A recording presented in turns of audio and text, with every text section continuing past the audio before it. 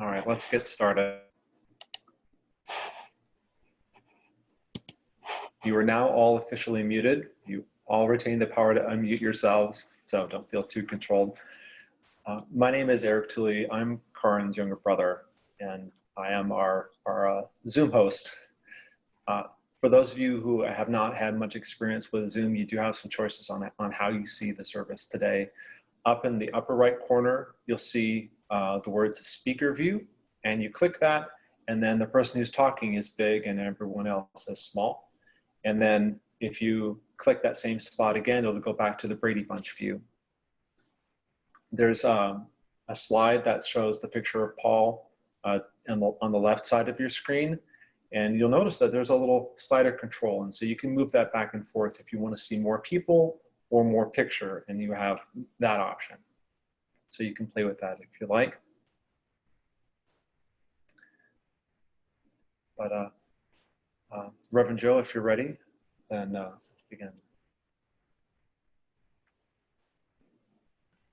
At times of great loss, people are called to gather.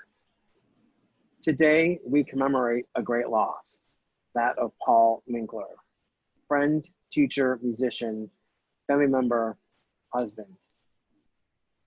At times of great loss, people are called to gather. For hundreds of thousands of years, when a member of our tribe has died, the tribe has joined in sharing of memories, the sharing of grief, and the sharing of physical human connection. We know the rituals, with their many variations. These rituals are so much a part of our humanity. Some cultures sit Shiva, some bring food, so other cultures offer the food to the grieving, and some to the grave. Today, we gather in adaptation. Humans adapt and evolve. And this gathering today is one more adaptation.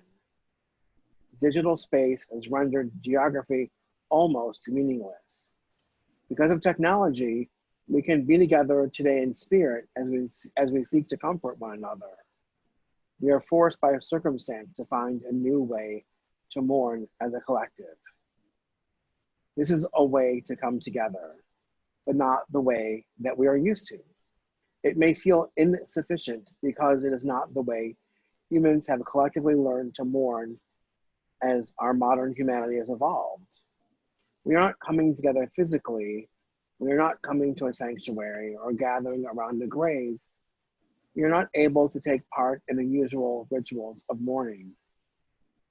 There is no procession of mourners to be part of, no chance to watch as those who feel Paul's loss come together, no comfort in watching the crowd of these folks who witnessed Paul's life grows together.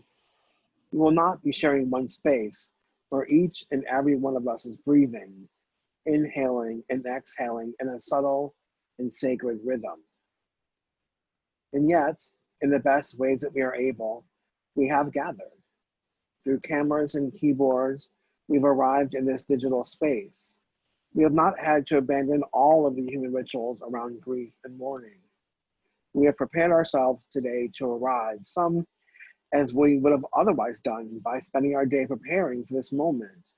We have thought of Paul and Karin and the love they have enjoyed. We have dressed, we have gathered, and we've become one in our loss. In our hearts, we are together. In our hearts, we hold each other in tender care. In our hearts, we are offering our deep and supportive love to Karin and also to each other. It cannot be the same as coming together physically, but our distance cannot diminish the love and loss that we feel in our relationship with Paul. We're together today to remember and celebrate Paul's life. We're also here to attend to the sadness and grief that accompanies the loss of such a friend as he. And in this space, we can do both.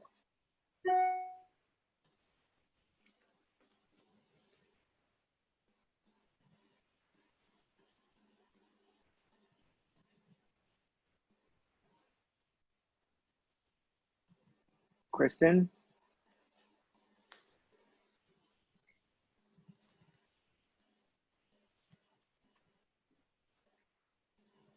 Mark. We think Mark is reading this reading.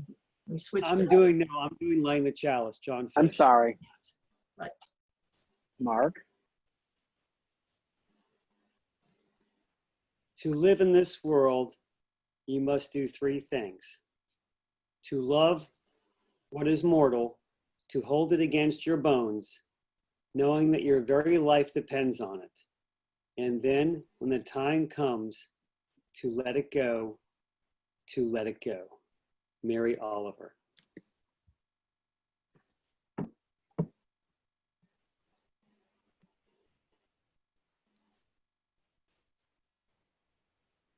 We belong to the eternal here and now. We did not begin when we were born. Our origin goes back to the beginningless beginning of all things. Our biography is the story of earth and sun and humankind. Do we end when we die? Something eternal is revealed in everything. Our brains and bodies are mosaic of the same unknown that underlies the light, the star, the sea. We do not know what it is, but we live in it and we call it life. We belong to the oneness from which we have emerged. Raymond Vaughn.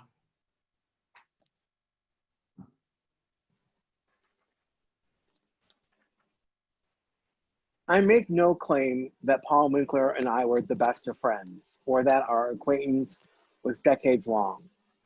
Paul and I played in a woodwind quintet together for a period, and outside of that, I mostly knew him as the loving husband of Karen, Julie. My knowledge of Paul was not deep and vast, but I can tell you with all sincerity that what I knew of Paul Minkler, I liked. Mm-hmm.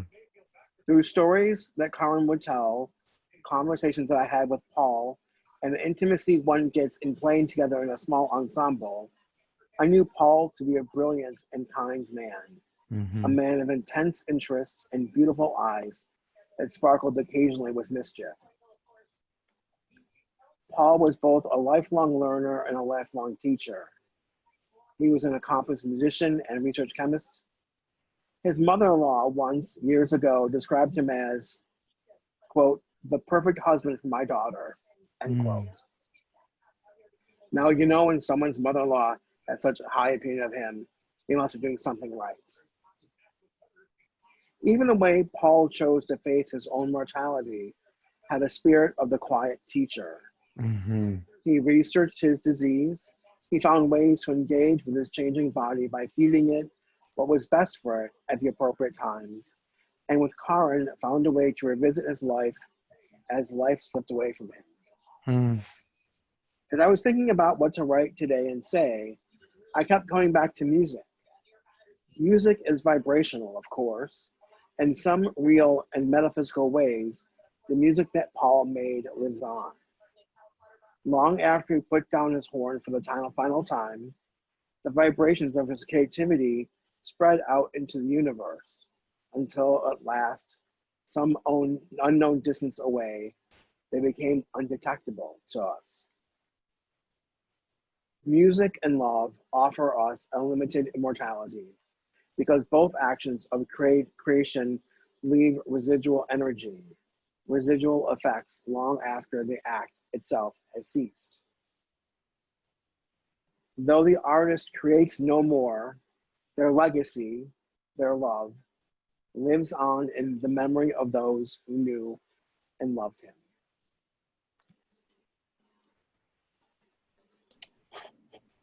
Thank you, Joe. We're going to hear a few of those vibrations now.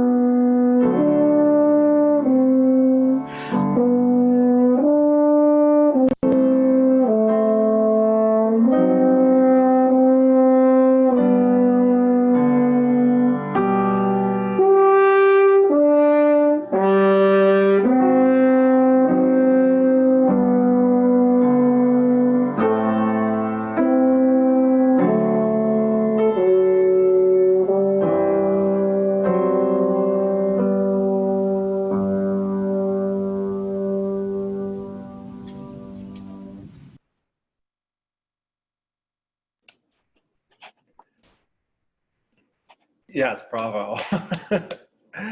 And now a eulogy from Bonnie. I just wanted to say I'm honored that Karin asked me to participate in this service. To be honest, what follows is the private tribute I was compelled to write as a way of expressing my own personal grief and remembrance of Paul, though I'm more than happy to share it with all of you now at Karin's behest. I must begin by saying we were both relieved and deeply grateful that, even during this horrific pandemic, Paul received a precious and eternal gift, that of being able to die at home, peacefully, painlessly, and surrounded by his beloved Karin, Kristen, and Mushi. He was not, as untold nameless others have been, sadly and heart-achingly alone, and in a strange place during his final moments. First, I would like to thank Paul for being a quiet, steady presence in our lives and proving himself such an intriguing brother-in-law. Throughout the years, I tried my best to respect his desired privacy, appreciated the meticulously studied manner he had about him, and admired his focus and dedication, insightfulness, intellect, and particularly the intensity with which he listened whenever anyone spoke. Regardless of what you were saying, no matter how seemingly trivial, you felt as if you were the only person on this crowded earth, and your words were the most fascinating words ever spoken. I swear he could look straight through you with those piercing, steely blue eyes, just like Superman. I learned an awful lot from Paul. He taught me how to use a mouse by practicing and playing solitaire on his home computer, both newfangled innovations of the time. I remember him telling me way back in my college days that I should never eat margarine or drink pop, particularly diet, because given their chemical makeup, they were some of the worst, imagine air quotes here, foods you could possibly consume. He said I was better off eating real butter or real sugar. In fact, he said, you are better off eating anything real. I have been careful to heed his sage words, lo, these many years. He also taught me how to strike up conversations with people I didn't know at social gatherings, something I used to dread. I was always the one hiding alone in the back corner, doing whatever possible to be invisible. His suggestion? Don't talk about yourself, talk about them. Ask about their profession, their family, their hobbies. His advice really worked and has helped me tremendously whenever such situations arise. So thank you, Paul.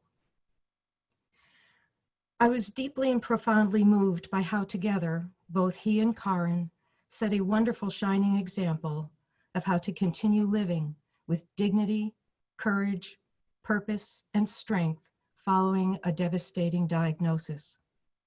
And even more remarkable throughout it all, Paul maintained his sense of humor, a sense of hope, meaning, and grace. He made time for reconnecting, reflection, and saying goodbye. And it is my heartfelt hope that as he neared the final days of his life's journey, he ultimately found acceptance and peace. Again, he set a perfect example for all of us to follow when it comes our own time. And for that, I also thank him. When I reflect upon Paul, I am reminded of a quote by Horace Mann that reads, "Be ashamed to die until you have won some victory for humanity." Paul won many victories. He graduated from Oberlin College with a bachelor degree of arts in chemistry. He enjoyed a devoted and loving marriage with Karin. He contributed to the world at large with his numerous published scientific papers and years as a research chemist working for two of the finest hospitals in this country, if not the world. And he had an innate musical talent that helped him master the demanding French horn, no easy feat, to be sure. And as we all know, Paul never did anything half-assed. He was awarded a black belt, not only in Aikido, but also Kendo, Aido, Ninjutsu, and Taijutsu, pardon the if I didn't pronounce it correctly, which is Japanese police self-defense. I mean, for Cripe's sakes, to continue his Aikido training, he apprenticed for 7 years with a retired head martial arts instructor for the Tokyo Metropolitan Police Department. Through the years, he expertly taught these varied martial arts and willingly shared his vast wealth of information, wisdom, and knowledge. His treasure trove of experience and hours spent as a patient sensei transformed the lives of countless people. Paul had much of which to be proud, and we shared in his pride. He surely served as the ideal model for Horace Mann. I hope you don't mind, but I'd like to share 2 of my favorite Paul stories with you. Well, 3 really, although one isn't about Paul per se, but rather his apartment. Allow me, if you will, to begin with that narrative. It was Friday, September 25th, 1998. I was in Cleveland to attend a family wedding, and Paul had graciously invited me to stay at his apartment. I had arrived in town mid-afternoon and was watching TV and relaxing on Paul's futon while he was at his workplace. Then, at exactly 3:58 p.m., I heard and felt what at first I thought was a large 18-wheeler rumbling past the building. Everything was shaking and shuddering with a loud roar, yet it kept going on and on and on. How big is that damn truck, I thought to myself. After what felt like an eternity, and the interminable shaking, shuddering, and roaring, it finally dawned on me that that was no truck. It was an earthquake. I must admit I was disappointed with myself for taking so long to come to that realization, but hell, who equates Ohio with earthquakes? Anyway, I leapt from the futon, flung open his apartment door, and stood in the doorway pondering whether I should A, remain in the building, thus getting crushed by falling rubble, or B, run down 1 flight of stairs, exit the building onto the street, and then get crushed by falling rubble. Mercifully, the quake ended before I had to make that momentous decision.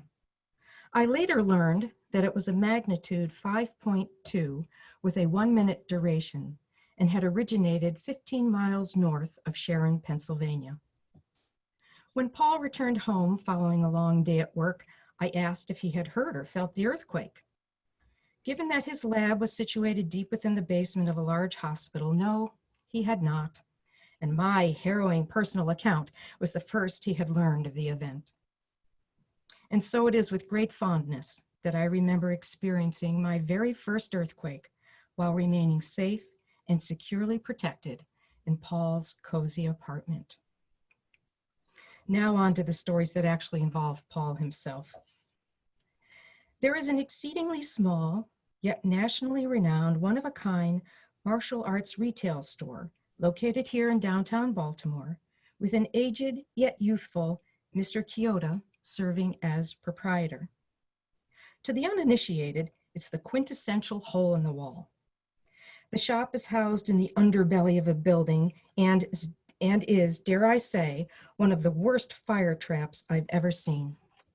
It's crammed to near bursting from floor to ceiling with an array of jam-packed cardboard boxes and nothing but jam-packed cardboard boxes, save the tiniest network of visible paths in which to move. Paul used to visit us once a year, and his visits always necessitated a trip to see Mr. Kyoto. Bear in mind, this was well before the age of computers and online ordering. While there, Paul would carefully examine the plethora of Mr. Kyoto's vast wares, all imported directly from Japan, and purchase attire, weapons, swords, belts, whatever he or his students needed in order to teach or participate in his various martial arts classes. As we all know, Paul was an intensely private individual. I found him to be a tough nut to crack, often hard to read, and was a person of few yet carefully weighed words and crafted sentences. That was part of his charm. But while at Mr. Kyoto's, his veiled wall uncharacteristically came down, the floodgates opened, and his unchecked words flowed freely. I found the ensuing fervent discourse between him and Mr. Kyoto utterly fascinating. I thoroughly enjoyed being a fly on the wall, and after sitting myself down on a flimsy cardboard box, making sure, of course, that I was near the solitary egress just in case of a conflagration, would joyfully listen to their unbridled enthusiasm and shared understanding and passion. It was a rare and most welcome insight into what made Paul tick. Now, some of you may find my next story distasteful, and for that I must apologize in advance, but ready yourselves because I'm going to share it anyway. It was either 1980 or 1981, and I was finishing up my final years at the Cleveland Institute of Music, which was affiliated with Cleveland's Case Western Reserve University. By then, Peter and I were engaged, although he had newly transferred to Eastman in Rochester, New York, and was residing there. Paul had recently graduated from Oberlin, procured a job at the Cleveland VA hospital, and was living not far from my off-campus apartment. As with most universities, the Case Western campus housed a large auditorium where they would, on Friday and Saturday evenings, show free mainstream movies for the students. But once or twice a year, they would throw caution to the wind and show a porno movie. I guess the school administrators figured it was a way they could address the students' natural curiosity in a safe environment. I really don't know what possessed me, but I decided I wanted to take a gander. And since I didn't want to go alone, I asked Paul if he would join me. He did. Now, I'll be the first to admit that it felt more than just a wee bit surreal, sitting in an auditorium next to my fiance's brother, watching a porno movie. But somehow we endured. I'll never forget walking back to our respective apartments following the conclusion of the film. Paul very meticulously and scientifically dissected the movie's plot, pointing out all of its flaws, inconsistencies, and absurdities. I pointed out that it was a porno movie after all, that folks weren't much interested in character or plot development, and that it wasn't supposed to make any sense. Despite our lengthy and in-depth discussion, he never could quite wrap his head around that notion. Yep, that was Paul. Granted, it is a curious yet rich memory. And thus, I bid you farewell, Paul. I'm not a religious person, but I do believe in science, and science tells us that energy cannot be created or destroyed.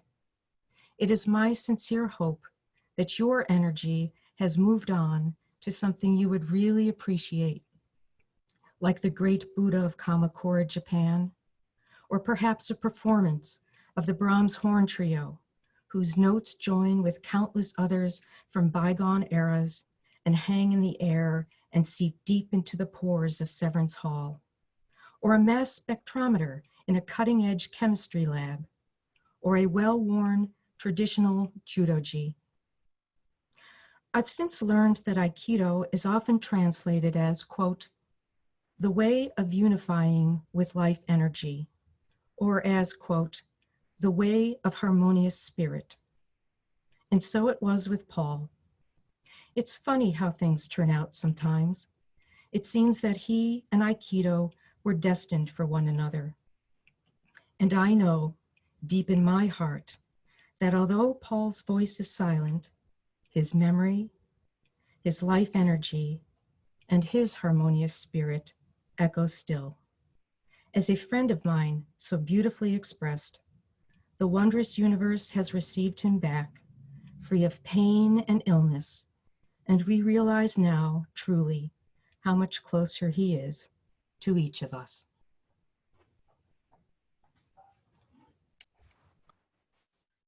Thank you so much, Bonnie, for sharing those beautiful memories. we'd like to spend the next 3 or so minutes sharing some more memories of Paul. We have some pictures from his life, and it's accompanied by his wife on piano.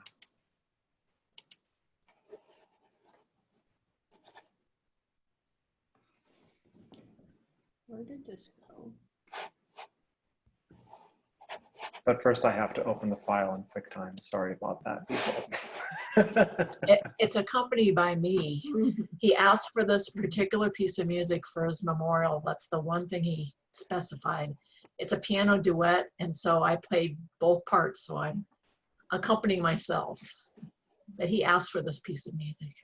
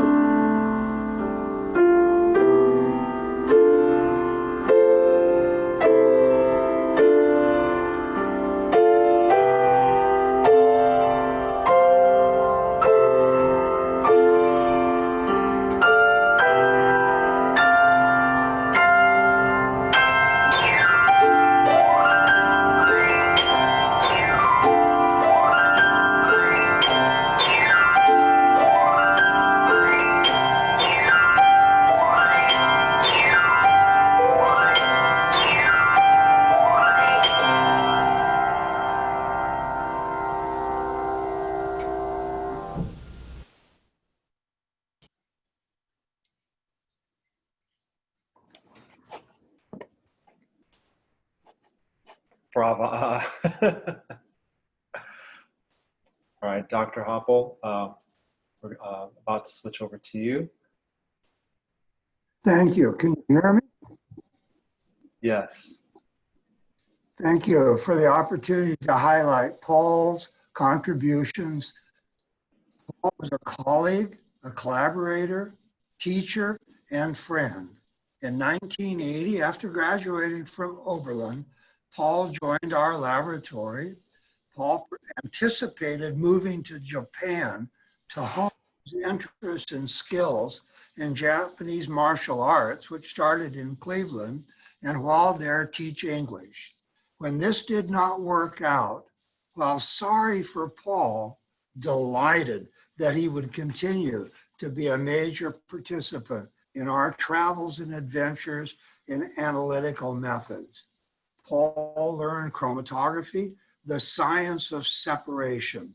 He mastered the concepts and applications to become a superb chromatographer with an outstanding base of knowledge and understanding that rivaled anyone in analytical chemistry.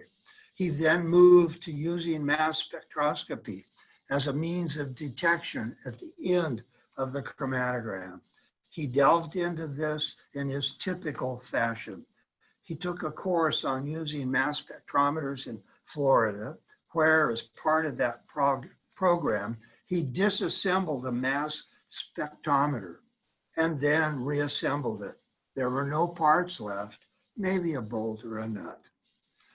Paul published 39 papers during his 37 years in the lab, most as first author, and an additional 2 done with Larry Sayer, chair of the Department of Chemistry at Case Western Reserve University, further reflecting Paul's expertise. The papers he published advanced a story of developing mature methods for the analysis of many small molecules. One major example, a method worked on and developed during his whole time in the lab, created for the analysis of carnitine and acyl carnitines by ultra-high performance liquid chromatography mass spectroscopy. It is applicable to all biological fluids, such as blood, plasma, urine, and cerebrospinal fluid, and for all tissues. There is no other method available to quantitate carnitine that comes close to the quality and robustness of the method. Paul collaborated with colleagues and students from Amsterdam, the Netherlands, Davis, California, and Arkansas. This adventure was possible because of a reagent discovered by Steve Ingalls and its use optimized by Paul in cooperation with Steve and Maria Stoll. This exemplifies how working together you can do colossal things. I have focused only on science with Paul, but he stood for much more with his deep and passionate interests. I will miss those valuable, well-orchestrated discussions regarding Joseph Campbell, George Lucas, Jedi Knights, and midi-chlorians. Thank you, Paul. We miss you. May the force be with you. Goodbye. Thank you, Dr. Halpern. And now we'll hear a reflection from Paul's brother, Dan.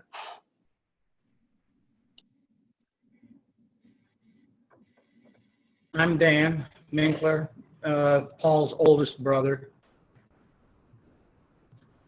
And these are a few of my thoughts on Paul. July 3rd, 2020 was one of the saddest days of my life. We lost my brother Paul to cancer. Aside from losing my mom when I was 11, our dad when I was 22, the thought of losing a sibling was something I never thought about because I never wanted it to happen. As young adults, all the siblings' lives are busy. We all went our separate ways. We saw each other at occasional family gatherings.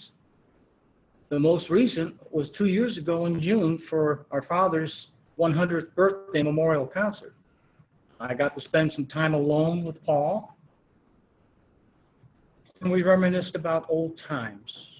My wife mentioned that Paul didn't look well. I had no thought at that time that by September we would hear Paul was fighting not one type of cancer, but 3. Paul fought a brave and courageous fight. I talked to him on the phone, was able to visit him at his home, and also got to video chat with him.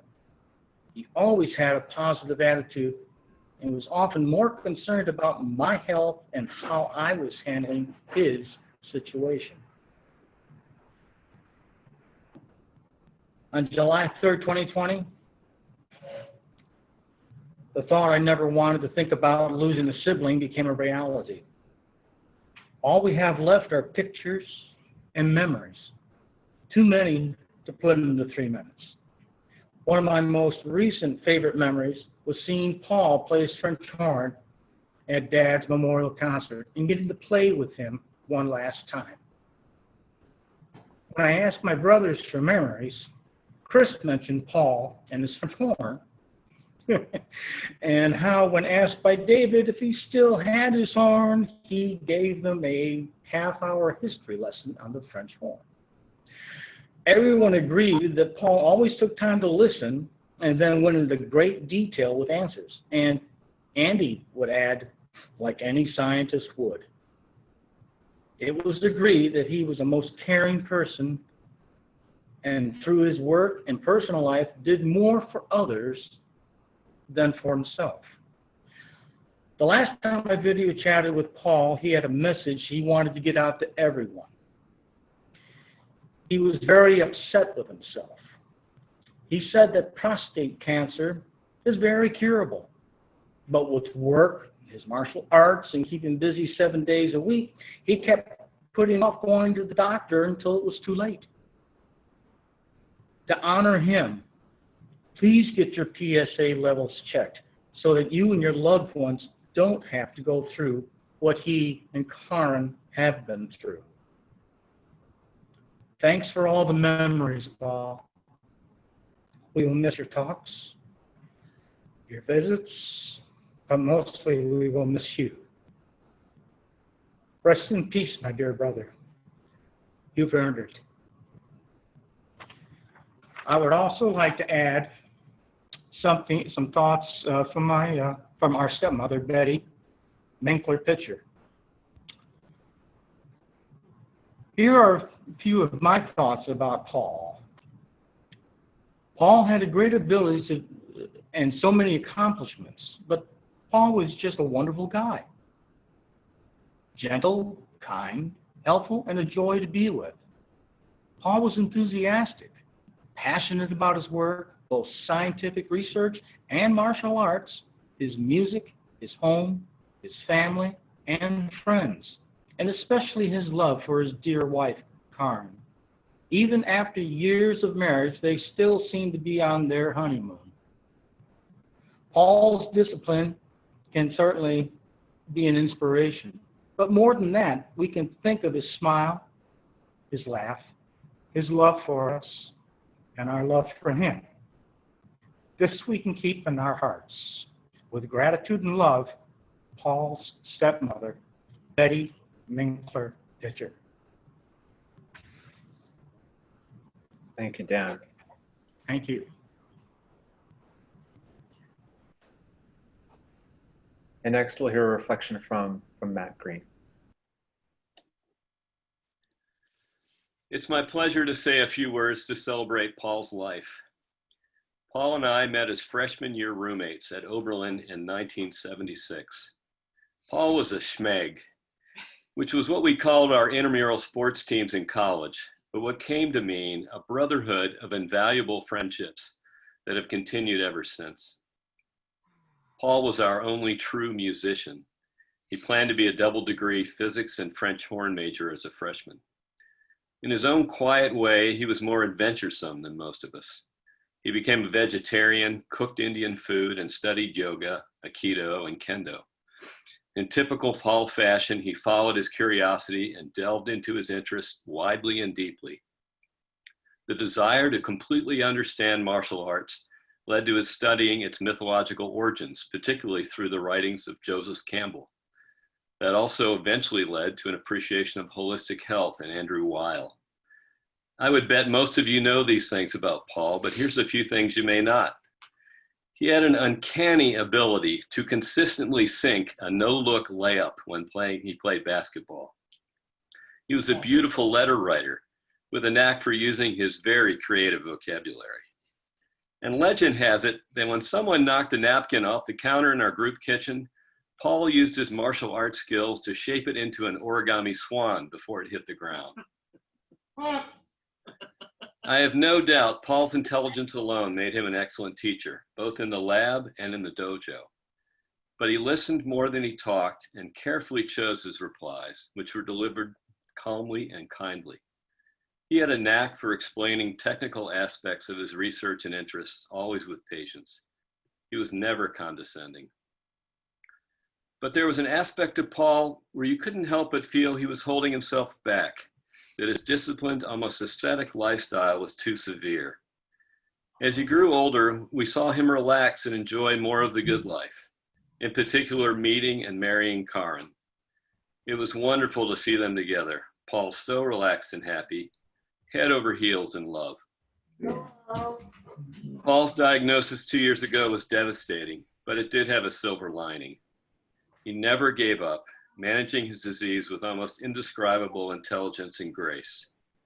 He spoke of the dichotomy between fighting the disease and accepting it as part of himself, contrasting Western and Eastern views of life and death. Fiona and I got to really know and appreciate Karen and her mom, Kristen. Karen kept us all informed on Paul's struggle with beautifully written Facebook updates, with candid descriptions of Paul's prognosis and daily life.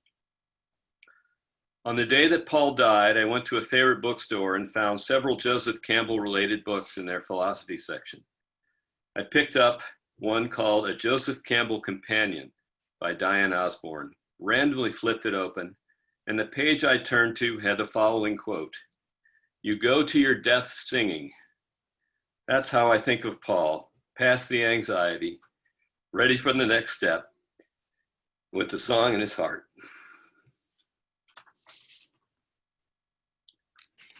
Thank you, Matt. Our final reflection will be from Brian Canis. Good afternoon. I'm Brian Canis, a senior student and instructor with the North Coast Budo Club. We're a martial arts club that Paul founded. Paul was nothing short of amazing. There's this beautiful balance of realism, sport, and art in martial arts. And one of the things that made him so exceptional was his ability to express all three, as well as teach that to others. He wouldn't want to be called a master, but he definitely had attained a level of mastery in his martial arts. And it was definitely seen in his instruction. There are a few things that he would say about his sensei that he thought was a mark of an excellent instructor, and I hope I can honor him by saying the same about him. The first of which is he was never rough. Paul had the most amazing timing. He was like a dance partner almost.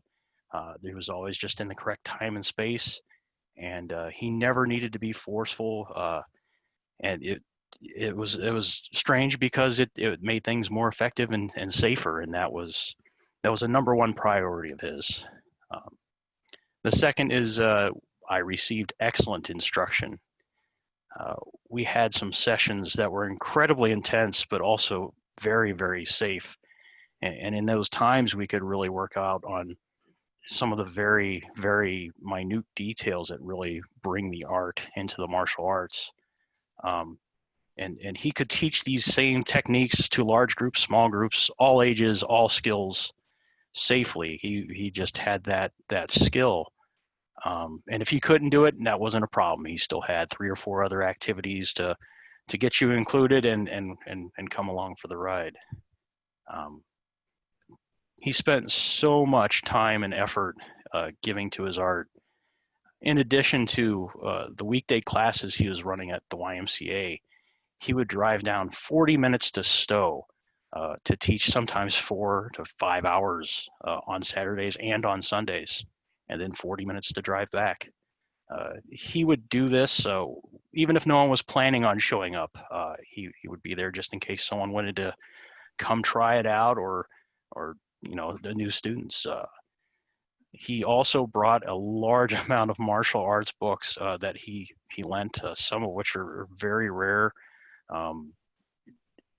provided all the equipment. He did all the setup and cleanup for the classes.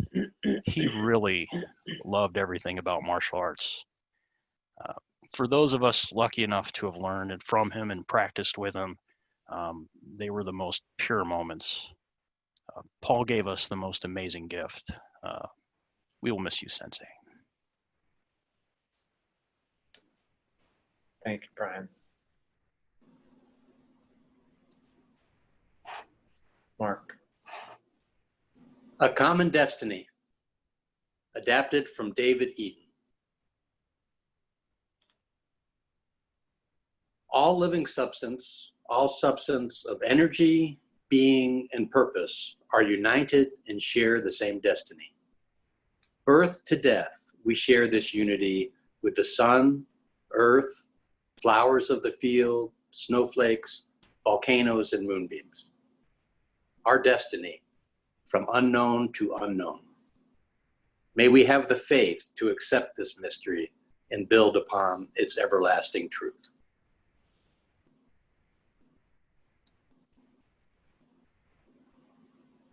Back to you, Reverend Joe. In a moment, I'm going to read some final words and then redirect you back to Eric, who is going to host our post-service sharing. I have a reading to share with you called End of a Journey. The river is broader here. It flows deeper, more slowly, more gently. The old boat seems to sit more comfortably in the water, settles like one who feels at last relaxed. Of course, it was not always so. There had been rapids where she was tossed by choppy water and threatened by rocks. There had been storms when rain had lashed the deck and hatches needed battening. There had been terrible shallows when the river had looked as if it might dry to a trickle and there would not be depth enough for the journey to continue. But all these had passed, and the river is broader here. It flows deeper, more slowly, more gently. Some of the places we stopped at were welcoming and warm. Others were not. Sometimes we were shunned or found we did not know the dialect. Yet there were also kindnesses freely given and companionship shared without expectation of reward, and help when it was most wanted and sometimes least expected, and the joy of surprises, and the warmth of friendship and the flow of love expressed without condition. The river is broader here. It flows deeper, more slowly, more gently, and the view is opening out, affording a panorama. A little lonely, perhaps, but memories of the journey are still vivid, and life still surges in them. Moving with confidence now through the gentle water, the boat goes as the river broadens and broadens, flows deeper, more slowly, and even more gently, and we do not know exactly where, becomes the sea. With the sun low in the sky, we look back and see the land receding, and those on the land see the boat more and more faintly as the sun gilds the waters, until at last a speck merges with the shining sea and dips below the horizon of its homing.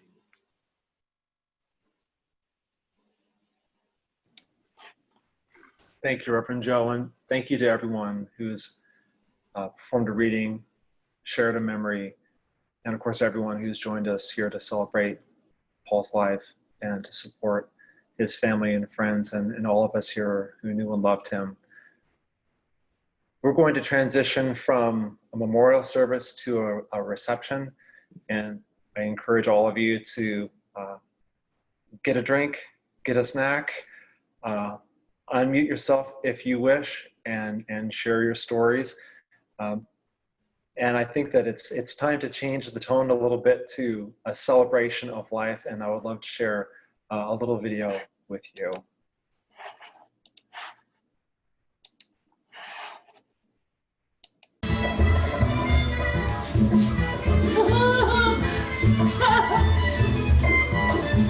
It's margarita time.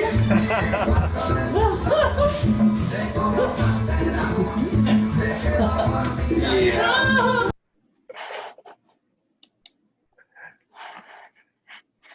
And so with that, thank you and welcome to this next phase of celebrating Paul Minkler's life.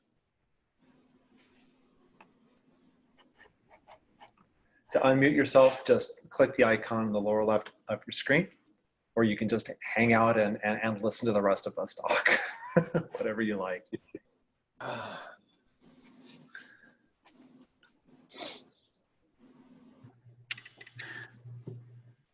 Hi, this is Joe Scambolone. I was a student of Paul's, a martial arts student. And, you know, you bring up the dancing. One of the things that I noticed about Paul I guess after he married Karen, was some of his stories changed. So he would always have lots of stories. He would have a particular lesson he was trying to teach. And so, you know, as he married Karen, some of these stories started to change. And one of them in particular was he was teaching us to relax and teaching us how to move and move with a particular way. And part of that was with dancing. So he would stand and rather than doing a martial arts sort of movement, he would dance through it. And I thought it was, you know, it kind of struck me that Paul now had a different area that he was starting to study and get into, and then applying that to martial arts as well. So that was certainly something that he loved to do, was dancing with Karen, and it showed. Thanks, Joe.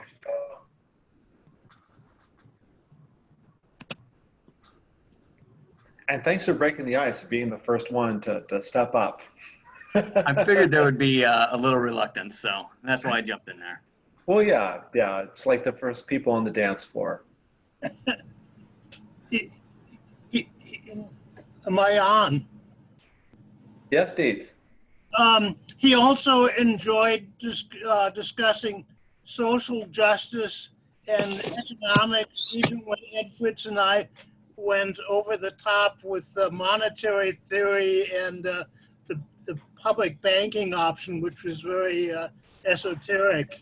And, he led that group that we watched videos of Joseph Campbell, Jung, and et cetera, et cetera. So he was very engaged, very open-spirited. He wasn't afraid to explore the not so well known and mysteries. He wasn't intimidated at all by those topics, which a lot of people, unfortunately, today are. So he was a very friendly host. I also remember he liked the Beach Boys and the fellow who sings about Margaritaville, whose name I can't remember. Jimmy Buffett. Jimmy Buffett, yeah. Yes. It was nice to know him. Thank you, Deeds. I've known Paul since freshman year of college. I lived across, Doug Seeger and I lived across the hall from Matt and Paul. And Paul was very humble and insightful, which made him unique among our college group of friends. But he could also be tough. If you played basketball against Paul and you were driving, even if he didn't have the talent to stay with you, he would stay with you. Whether he had to hack you, knock you down, or grab you, he would stay with you. He was tough. And I just thank you all so much for putting this on. And Paul, I love you. Thank you, Mark. Hi, I'm Sensei Deb. I'm the owner of the dojo in Stowe, where Paul used to teach. And it was over, I think, 25 years ago when he first came. And I first met him, and he was a great man. And I miss him. Love you, Paul. Thanks, Deb.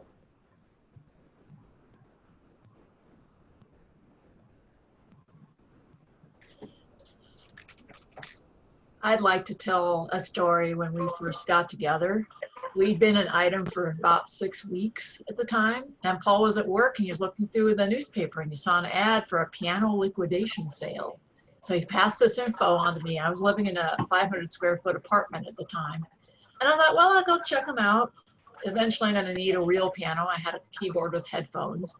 So I went and checked them out, and the next day I went back and decided to buy a new piano. And then the question came, where was it going to be delivered? And I just thought I'd have it delivered here because I knew eventually I was going to end up here anyway. Like, we looked at each other, are you insane? We've been together for a month and a half.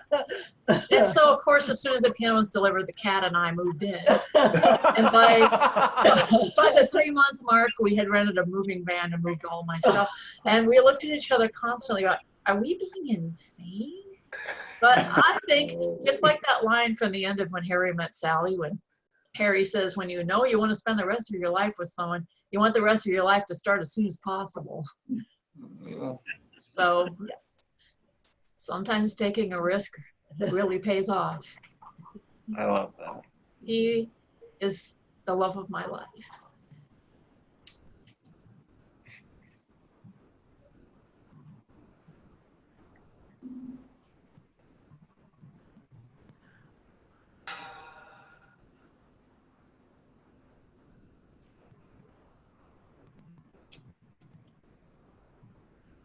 I'm a psychiatrist. Go for it, Mark. I'm a psychiatrist, and I've seen lots of marriages.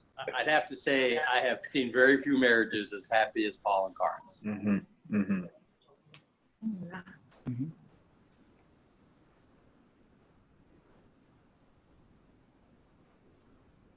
So, well, I'd like to, oh, go ahead. No, go.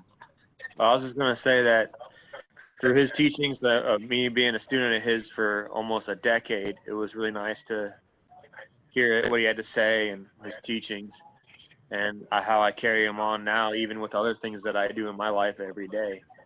So he's really touched me so many ways, and I'll carry it on with me. And so I'm so grateful that got to know him and got to learn from him. Thank you, Matt. So Karen is one of my absolute best friends in the entire world. I think I've been friends with her for more than half of my life. So I feel extremely grateful to be able to consider her the older sister I never have, and never knew I needed until I met her.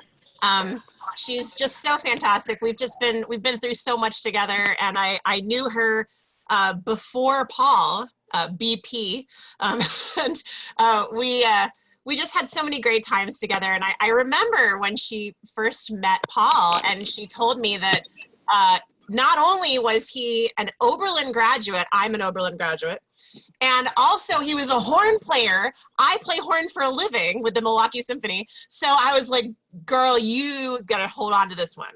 So, little projection on my part there. But I was so happy for Karen.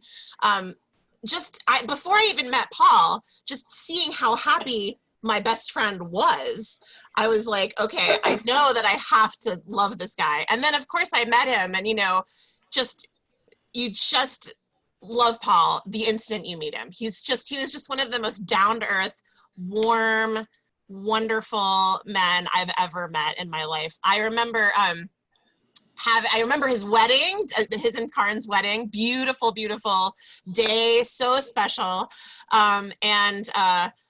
I remember also meals that he would cook. He did a really great tempeh stir fry. It was so good.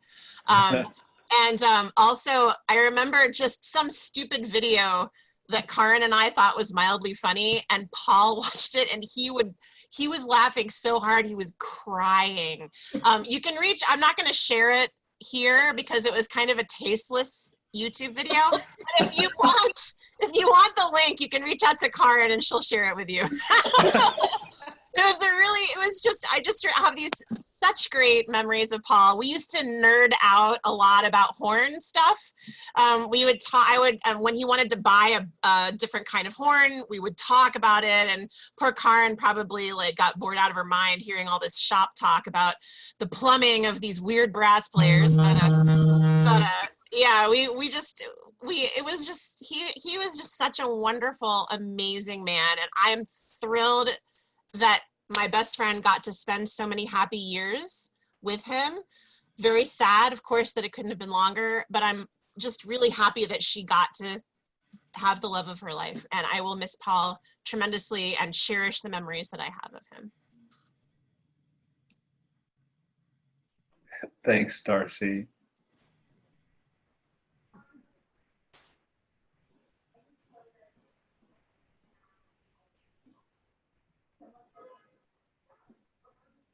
I remember years ago, Karin and I were in the same covenant group at our church. And Paul very graciously invited us all to come and learn the martial arts with him down at, I think it must have been in Stowe. It was a distance away. And he was so patient with us. We were clueless. And it was just a wonderful experience that he offered for us. And I still remember that very well. He's a really nice guy there. Can't beat him. Paul was my best friend. And we started out with judo together. And from there it went to gyoza and cooking and sashimi and sushi and just anything you could think, miso soup. And we kind of worked for Higuchi sensei as his ushideshi, which is kind of, you could say apprentice, but that's putting it nicely. We did a lot of mat washing and stuff and matting. And, you know, just a lot of good years, museums, his research. He always shared that with Dale and I. And every Friday night he showed up here and we had either a party or just a family gathering with Paul and the kids. But usually it was the whole dojo came, or at least half of it. And it was a great lot of fun. He was a great person. And then there was that fateful day of margaritas and Mi Pueblo. And Karin knows the story on that one, and I'll let her tell it. She tells it much better if she wants to tell it. And that was the beginning, I think, of, as everyone says, the happy romance. And I'll never regret introducing them, ever. And so now he's Stardust. We talked about that a lot. We were both Joseph Campbell lovers. Andrew Weil, God, we read everything we could from him. And yeah, I still have a lot of the old stuff that we wrote down and took notes on. I was cleaning out the other day and saying, oh, this is going to be hard to throw away for a while now. So that is Paul. Oh yeah, and we got to give him away for his wedding. We were the best couple. That was great. We were so thrilled to be asked. Oh, that's great. That was it. Are we going to hear the Mi Pueblo story? Yes, tell about it. Okay. Well, as I recall it, at the time, margaritas. Yes, sorry.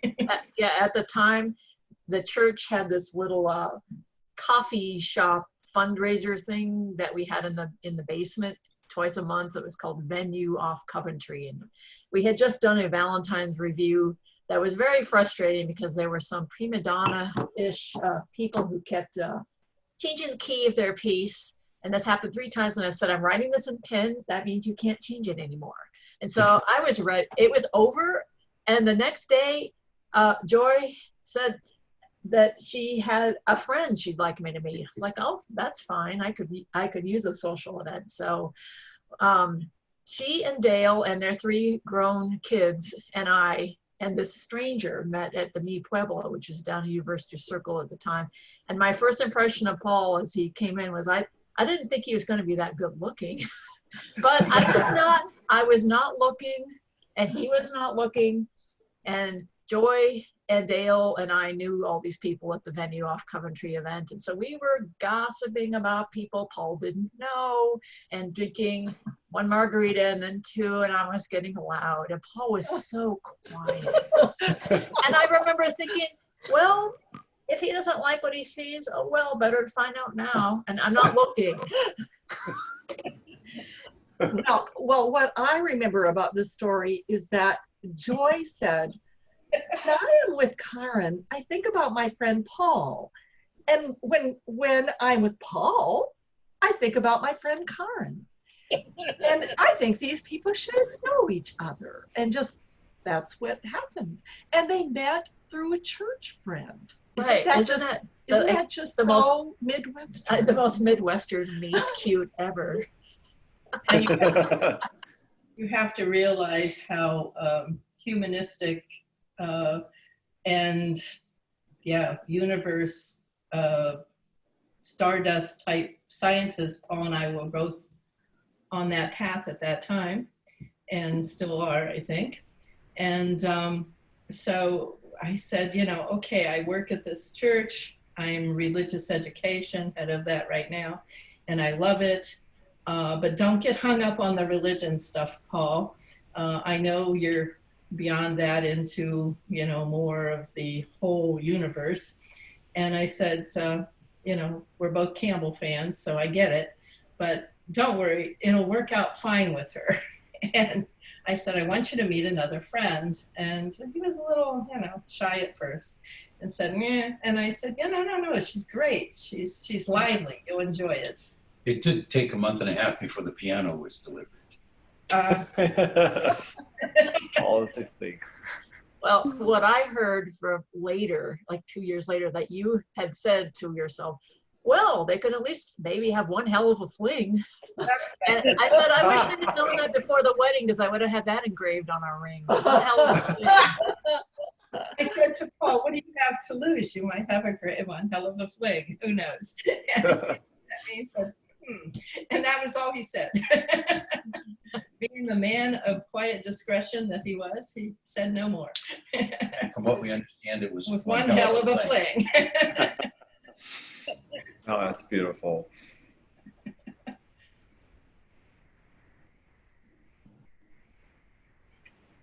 Okay, anyone else want to top that story? Oh, I could. I have a story. I have a story. Wave your hand. Well, it's actually quite related to what we've just been talking about, because I came to Cleveland from Oregon to visit Karen and stayed with her in her tiny apartment. And this was actually very soon. I think we were like 10 days 10 in. days in. And so she said to me, as I was getting ready to go to bed on the futon in the sort of living room, this is a tiny place, and she said, oh, you could actually sleep in my bed. And I'm wondering, would you mind if I just kind of like disappeared for the night and came back in the morning? And the sexual tension between these two people, he came for lunch the next day, was just incredible. It was like, you know what? I love that this is going to be recorded forever. I remember that we were holding hands under the tablecloth, and I was holding his right hand with my left, so he had to eat with his left hand. So he was like clumsy, and he says later you probably thought he was really a klutzy person. I was just like stunned at this experience and so happy, just happy. They were absolutely perfect for each other. These two kind of quirky people found each other and found true love and a wonderful, wonderful life together. And he did a good job in preparing Karen to be going on. He did a good job. Yeah, I'm gonna be okay. She's gonna be okay. You know, I didn't really know Paul, other than having met him once or twice, but what I always loved was talking to Karen, and anytime she'd mention Paul, there's this light would go on. It was just wonderful to see her light up. Anytime, no matter what she had to say, there was always that light. You're so lucky. Thanks. Hey, Dan. Daniel Minkler. Unmute yourself, Dan. Yes, dear. Hey, my hubby here is going to have a hard time. He was going to try and say something, but he's just not able. But could you share, I wasn't there. Could you share the story about when Paul got hit in the head with a baseball bat?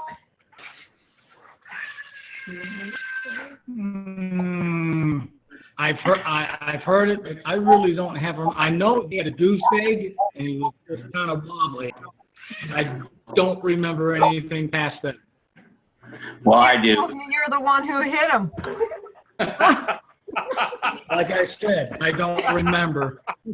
David knows. David, tell the story. If David knows, have David tell it.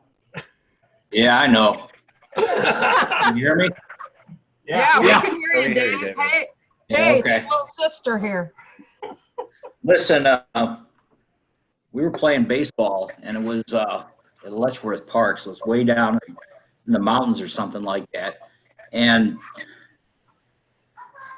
Danny was always powerful. He could throw, he could hit, he could do all that, but you never knew where it was coming from. So this is true. I think I was pitching, and I pitched the ball in there good, and Danny come around and he hit the ball, but he kept the bat going. He hit Paul right in the head. So we had to rush Paul to the hospital because our father thought that he blew his brains out, you know. Paul was okay, and that was it.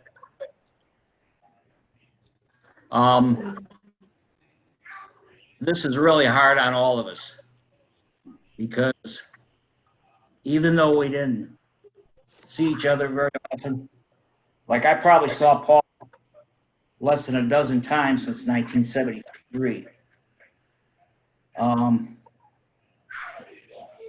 He was always the most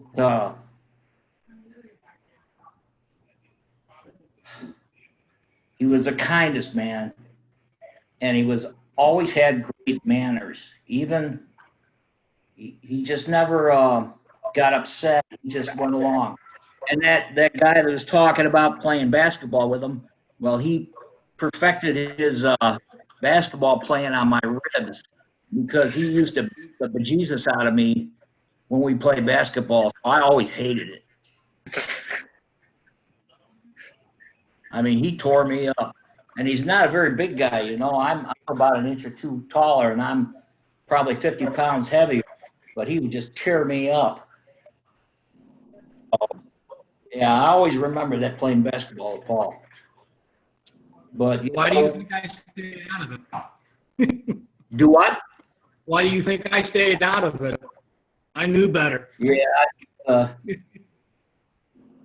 I know in high school Paul ran cross country, and he was pretty good at it, but he got, I don't think it really was a passion of his. The thing about Paul is if it became a passion, then he went all the way. If it wasn't, he'd try it, and then if it wasn't something he wanted to do, he just let it go. So, you know, the first 15 years of Paul's life, I lived every day with him. And a lot of times you didn't even know if he was going to be there. He was a little brother that you always wanted to go away. You wanted him to go away because he'd follow you every place. But he's a good guy. And we're going to miss him.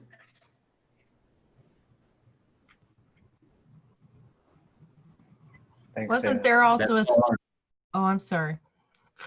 I'm new to this technology. Wasn't there a story too about him running head on into a brick wall? You know that one? I don't remember that. No. Andy might remember that. Of course, I was the one that slammed my head into the garage door where the other guy was chasing me with a lawnmower.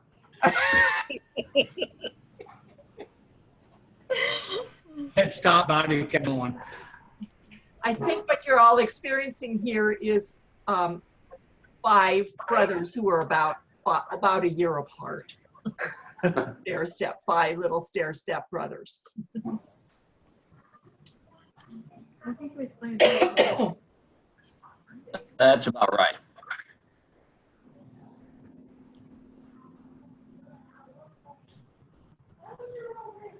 Maybe all that getting his head banged up is what knocked all that intelligence into him. That must be it. I guess I should have got my head banged a lot more. There's still time. Oh, thanks. Yeah, David, you want me to give you a hand there? No, that's all right. Dude, that's okay. I gave the baseball bat up a while ago. I was just gonna suggest you as being a facilitator, Dan.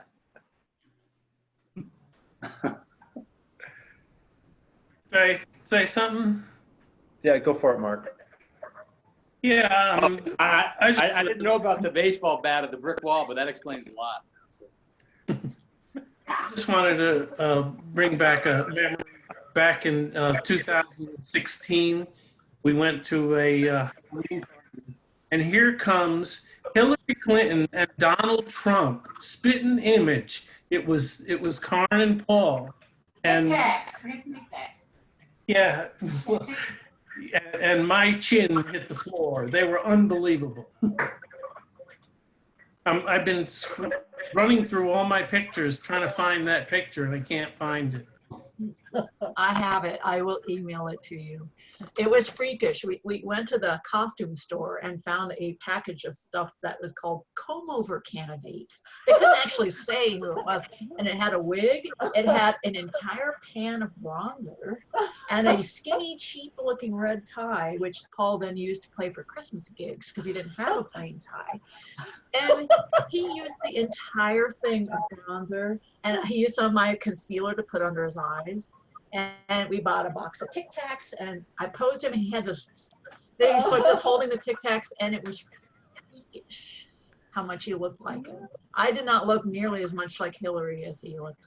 So yeah, that was the last Halloween that we went as a couple to a party. It was really great. Yeah, so here they are. Perfect. There you go. Well, what that's saying is Paul is a closet Trumpster. Or it could be saying something. David's David, don't go there, David. You know me. Your little sister. You know Don't me. go there. I'm the Texas conservative. Don't go there, David.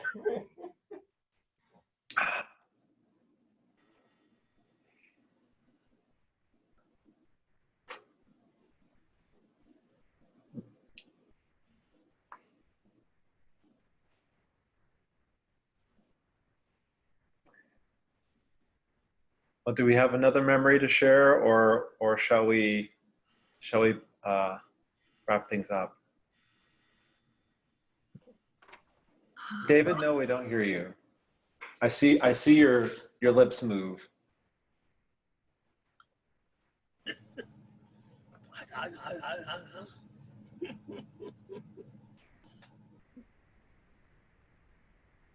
Yeah, we did. Yeah, we're not hearing you, David. Not unmuted yet. It's to unmute himself. Dave's muted right now. The last time he's gone from my screen, but he was muted. Yeah, David Aiden. Yeah, I see that he's tried to dial in on his phone, but we don't hear. But we don't hear you, David. Do you hear me now? We heard something. Yeah. Yeah. Okay. I'm another schmeg, and for that I apologize. And I won't tell you basketball stories, although Paul was always among probably the smallest of us and the most fearless, and he would bounce off us. And many of us I am unfortunately about 50 pounds heavier than he was at that time, and he was fearless. But that's not really my point. The Schmegs all graduated in 1980, and I don't want to use the word in a pejorative sense, but Paul, the rest of us kind of had normal lives. We got out of college, we did this, we did that, we got married, we had kids. Paul kind of had his judo and aikido, and he would only make half of we would have reunions twice a year, but he couldn't come to one of them because he had this class that he had to teach. And Paul was kind of in a different world and in his own world. And then in about, I don't know the right date, but in about and we would have these conversations that were somewhat like his sister-in-law's discussion of the movie they saw when we went to our reunions, and Paul kind of would watch those conversations. And for decades, he would kind of watch those conversations, and Paul didn't really have an other. And then in about 2000, Paul, I don't know if the date's right. I saw you got married in 2003, but I'm guessing 2000. Paul started dating Karen, and Paul's stories changed. And actually, most of us were 10 or 20 years into our marriages, and Paul's stories got better. And Karen seemed to complete Paul. Before that, there had always been something missing, it seemed to me. And after he met her, he was a different person. He was a happier person. He was a complete person. And in the non-pejorative sense that I tried to use it before of being normal, he was normal in the good way. And he became, I think, a whole person. They were the happiest couple I know. My wife just left the kitchen, so I could say I only wish my marriage were that happy. And they were just amazing as a couple to see them. And my marriage is not a bad marriage. I'm not trying to brag on my wife for my marriage. But Paul and Karen together were just something to behold. And I was inspired by it. And they completed one another. And I think the two of them together were an amazing pair. Hear, hear. Thank you, Dave.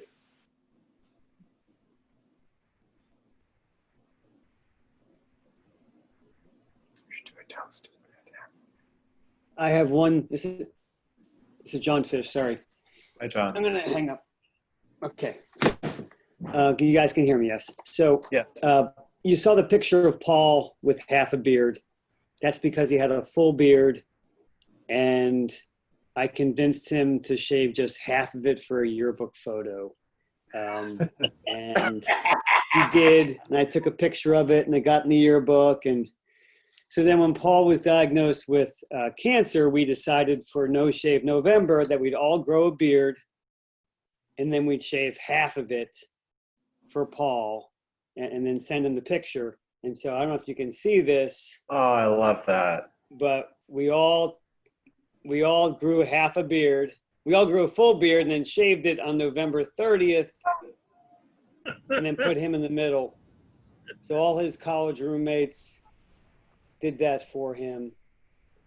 And he deserves the honored place right in the middle of us. That's pretty He'll always cool. be part of us. We'll get together still twice a year, but he'll always be with us. Thank you, John. I love that. And John sent us a set of those pictures for Paul's Christmas present that year. And Paul got teary, and I think it really touched him. And so I have them in the dining room where I can see all your mugs every single day. Thank you for that. Yeah, thank you for all these stories and memories and for sharing them. This is wonderful. If you'd like to, if you prefer to share a story or a memory in the chat, then go ahead and do that. And I'll save a transcript of the chat and share it with Karen and the family. Probably should have said that earlier. So if there's something you need me to delete from the transcript, then, you know, write me privately.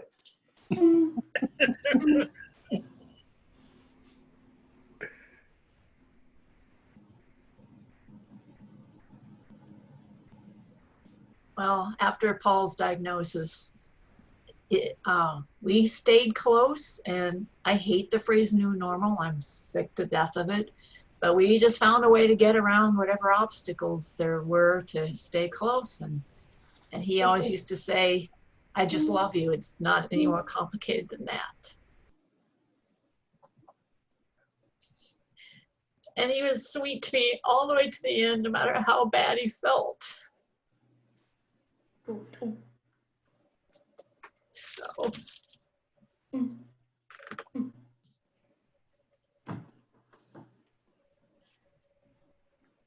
I'm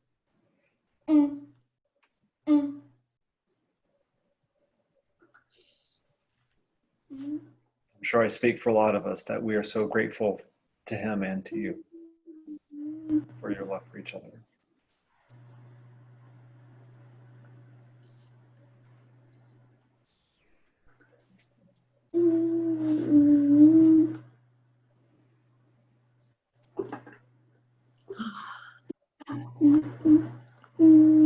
Thank you, everyone, for being here and participating, and everyone who prepared things for this gathering. I so appreciate it. It really means a lot.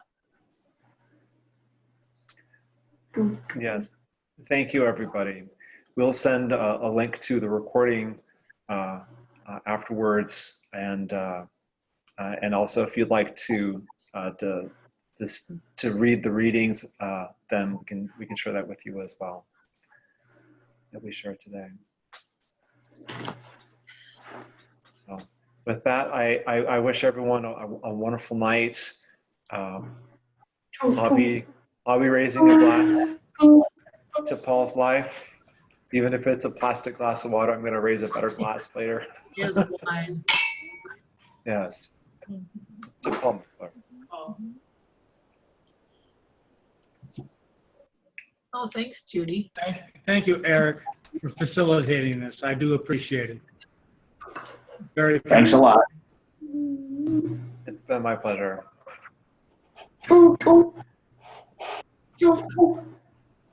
Yeah, thank you both. Thank you.